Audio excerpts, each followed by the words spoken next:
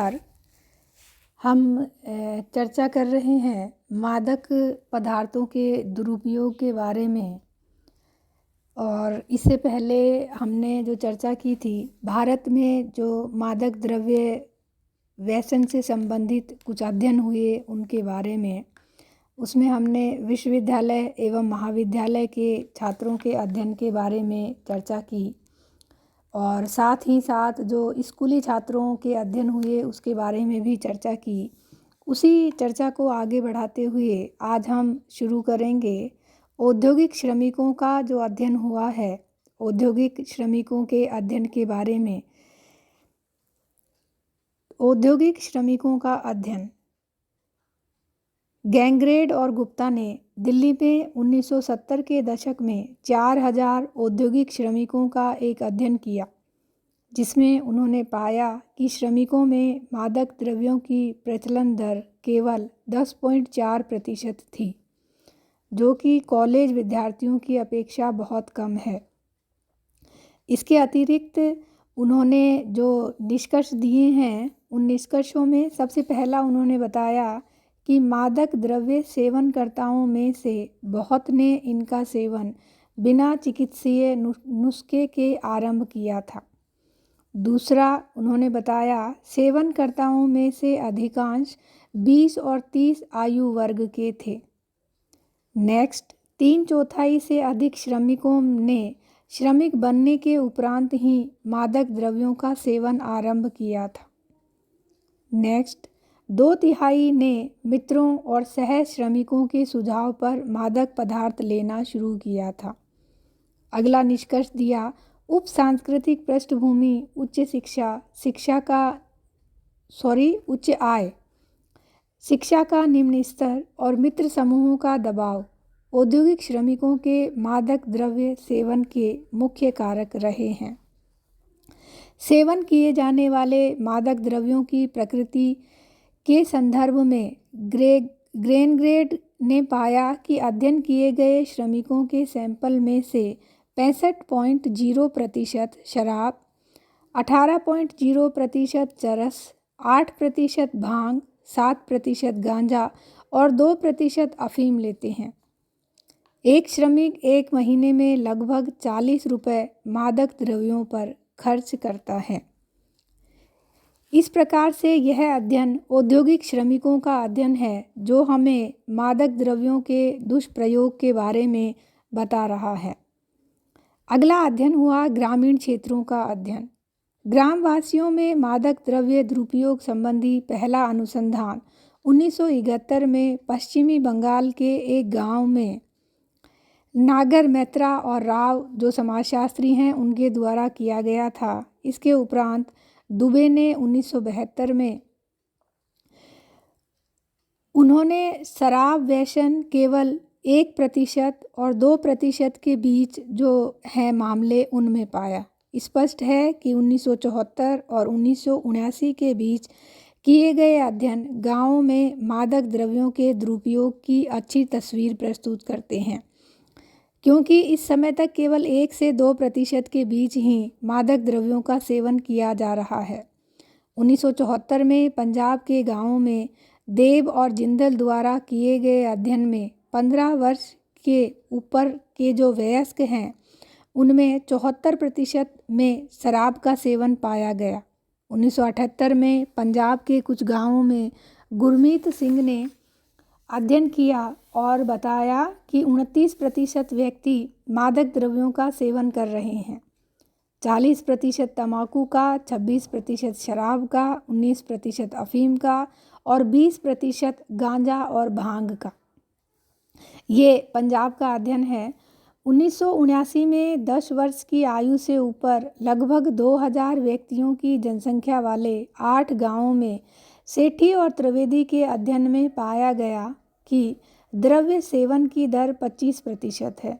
उन्होंने 6% व्यक्तियों में व्यसन, 82% में शराब का सेवन, 16% में गांजा चरस का उपभोग और 11% में अफीम का सेवन पाया।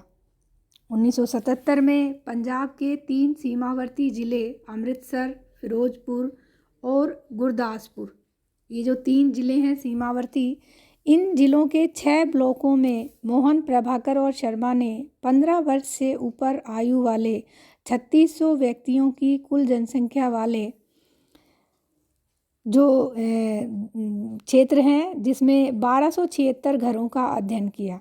इस अध्ययन के जो मुख्य निष्कर्ष हैं वो उन्होंने इस प्रकार से बताए हैं।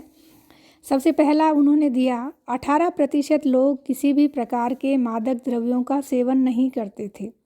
60% घरों में 1 व्यक्ति, 16% में 2 व्यक्ति और 6% में 3 या अधिक सेवन करता थे। दूसरा निष्कर्ष उनका था, 50% व्यक्ति शराब का, 19% तंबाकू का, 6% अफीम का और 1% गांजा, भांग या चरस का प्रयोग करते हैं। महिलाओं में जो 15 वर्ष से ऊपर आयु की और विवाहित महिलाएं हैं, उनमें 4% तंबाकू का, 1% शराब का, 1% पीड़ानाशक द्रव्य का और 0.5% शांति प्रदान करने वाले द्रव्य का। इसी प्रकार 0.5% अफीम का सेवन करती थी। इन तथ्यों के आधार पर हम ये कह सकते हैं कि गांवों में मादक पदार्थों का सेवन मुख्यतः मर्दानी क्रिया है। उपयुक्त अध्ययनों के आधार पर यह कहा जा सकता है कि ग्रामवासियों में सबसे अधिक सेवन शराब का, उसके बाद तंबाकू और अफीम का मिलता है, जबकि गांजा और चरस का दुरुपयोग केवल 1% से 2% मामलों में ही मिलता है। ये अध्ययन ग्रामीण क्षेत्रों से संबंधित है। जो ग्रामीण क्षेत्रों में विभिन्न विद्वानों ने अध्ययन किए, उसके आधार पर उन्होंने अपने निष्कर्ष प्रस्तुत किए हैं। अब हम चर्चा करते हैं नगरीय क्षेत्रों के अध्ययन के बारे में। 1989 में केंद्रीय कल्याण मंत्रालय ने 33 शहरों और कस्बों में मादक द्रव्य दुरुपयोग, द्रव्य सेवनकर्ता व द्रव्य रोकथाम सेवाओं पर एक अध्ययन प्रायोजित किया। और जो विभिन्न शहर हैं, उन शहरों के जो परिणाम हमारे सामने आए हैं, जो आंकड़े हमारे सामने आए हैं, वो कुछ इस प्रकार से हैं। मुंबई में 1981 में वैक्सीनों की संख्या, मतलब जो लोग ड्रग्स ले रहे हैं, जो लोग नशा कर रहे हैं, जो मादक द्रव्यों का दुरुपयोग कर रहे हैं, उनकी जो संख्या है वह 1,54,880 थी। अमृतसर में इस प्रकार के व्यक्तियों की संख्या 1 लाख के पीछे 1584 थी और दिल्ली में 5500 थी। दीमापुर में कुल जनसंख्या के 10% व्यक्ति हेरोइन, चरस, गांजा और भांग के व्यसनी थे, मतलब उनको रोज चाहिए, जबकि गुवाहाटी और इम्फाल में व्यसनियों की संख्या कुल जनसंख्या की 10% से 30% के बीच में थी। इसी प्रकार से कानपुर शहर में 15 से 60 वर्ष की जो आयु है, उस आयु के कुल 34,768 व्यक्ति द्रव्य सेवनकर्ता पाए गए हैं और मादक द्रव्यों में हीरोइन, ब्राउन शुगर और स्मैक का दुरुपयोग सबसे अधिक किया जाता है। बेंगलोर में गांजा, चरस और हेरोइन के व्यसनियों में से अधिकांशतः कच्ची बस्तियों व निम्न सामाजिक आर्थिक क्षेत्रों में रहने वाले थे। मद्रास में गांजा और ब्राउन शुगर व्यसनियों में अधिक लोकप्रिय थी। ये जो विभिन्न अध्ययन हैं, ये अध्ययन जो विद्यार्थियों से संबंधित हैं, जो श्रमिकों से संबंधित हैं, जो ग्रामवासियों से संबंधित हैं, इनको अगर इकट्ठा कर लिया जाए तो यह कहा जा सकता है कि 1980 तक मादक द्रव्यों का सेवन बहुत अधिक नहीं था, लेकिन 1980 के बाद देश में हेरोइन की उपलब्धि इतनी बढ़ गई कि स्मैक और अवैध जो द्रव्य हैं उनका सेवन विद्यार्थी, कच्ची बस्ती के निवासी, ट्रक चालक, रिक्शा चालक और श्रमिकों में बढ़ता ही चला गया। अगर इन व्यसनियों को मादक द्रव्यों पर निर्भरता से मुक्त किया जाता है तो भी 100 में से 90 अपनी आदत को छोड़ने में सफल नहीं होते तथा वे खर्चीले व्यसन के समर्थन में छोटे मोटे अपराध भी करते रहते हैं। एक अनुमान के अनुसार आज मुंबई में मादक द्रव्यों के सेवन से प्रतिदिन 5 व्यक्तियों की मृत्यु होती है और हर दिन देश में छोटी आयु के 100 व्यक्ति जो 12 से 20 साल के बीच हैं, मादक द्रव्यों का सेवन आरंभ कर रहे हैं। तो ये विभिन्न निष्कर्ष हैं जो अलग अलग क्षेत्रों में किए गए, अलग अलग व्यक्तियों पर किए गए, अलग अलग आयु वर्ग पर किए गए और अलग अलग विशेषताओं वाले व्यक्तियों पर किए गए थे। ये आंकड़े, ये अध्ययन हमें यह बताते हैं कि किस प्रकार से मादक द्रव्यों का दुरुपयोग समाज में किया जा रहा है।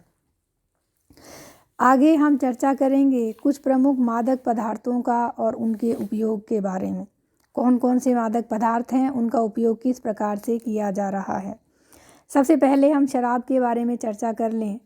नशीले पदार्थों में सर्वाधिक उपयोग इसी का किया जाता है। गुड़, जौ, चावल, महुआ, काजू और कई अन्य पदार्थों को सड़ाकर उनका वाष्पीकरण करके कई प्रकार की शराब बनाई जाती है। अफ़ीम के बारे में अगर हम जानें तो अफ़ीम का प्रयोग भारत में मुस्लिम व्यापारियों द्वारा 9वीं शताब्दी में आरंभ हुआ। अफ़ीम का सेवन पानी में घोलकर उसकी गोलियां बनाकर किया जाता है। पाचन संबंधी दोष, कफ, दर्द, पीड़ा और अनिद्रा की बीमारियों से मुक्ति पाने के लिए अफ़ीम का प्रयोग दवा के रूप में किया जाता है। गाँव में माताएं बच्चों को सुलाने के लिए, दस्त बंद करने के लिए अफ़ीम देती हैं। अफ़ीम तंबाकू की तरह भी पी जाती है। भारत पहले चीन को अफ़ीम निर्यात करता था, जो बाद में बंद हो गया। 1953 के अंत तक भारत में सरकार ने अफ़ीम को तंबाकू की तरह पीना बंद करवा दिया। आजकल बाज़ार में अफ़ीम की बिक्री बिल्कुल बंद कर दी गई है, लेकिन अफ़ीम का नशा करने वाले अफ़ीम के डोडों को गलाकर उनका पानी पीते हैं।